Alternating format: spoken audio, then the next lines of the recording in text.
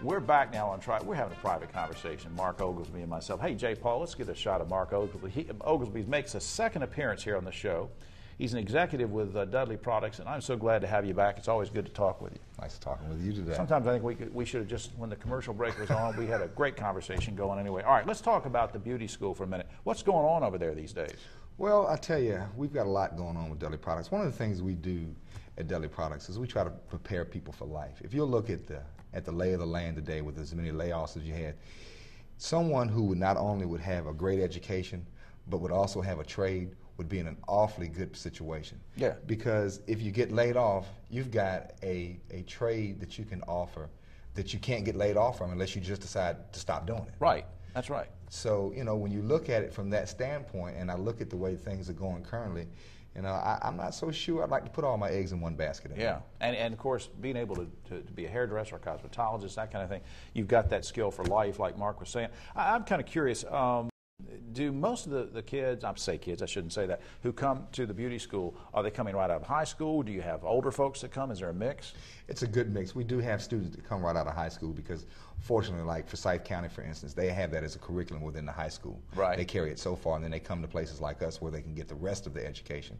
But to answer your question, we do have people who just get tired of a particular profession and decide they want to go back to school just like they do in any other profession. But we do get older students, older people who come back and decide that they want to take this on as a profession. Okay, I've hit the age issue. I want to do gender. I want to do race. Let me do those two. One of the misperceptions people say, "Oh, well, we've heard it's such a great school, but it's only open for women of color to be beauticians and hairdressers and cosmetologists." No, that's what is out in the marketplace. But in all sincerity, we have quite an array, a cross section of people from various walks of life.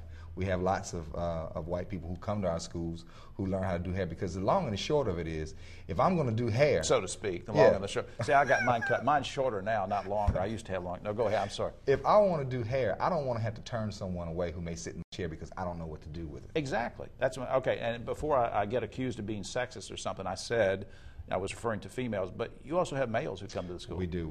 There are a number of very, very successful male cosmetologists who are out in the marketplace, and they do a thriving business because, you know, if you think about it, who would a woman like to have a compliment from other than a man? Exactly. Exactly. My wife likes for me to compliment her. That's exactly right. Yeah. She likes me to compliment her too, right? Yeah, that's right. In fact, I think she was on the phone with you last night. We're going to discuss that in the next commercial break. I don't know what we're doing. I've lost track of my whole interview.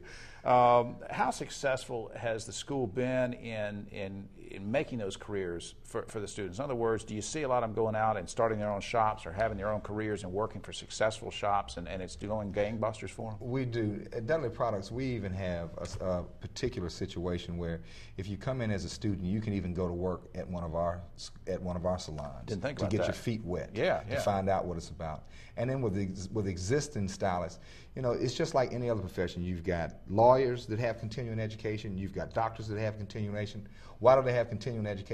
Stay on top of their games. Exactly. Same thing in this industry. We need to send the lawyers back to school, as a matter of fact. I'm going to do a commentary on that. Mark Oglesby from Dudley, and let's see the Dudley Q website logo and everything. J. Paul, let's put that up. The Q stands for quality, for the people, for the products, for the services, and for the potential. And we thank you for all you do. Thank you.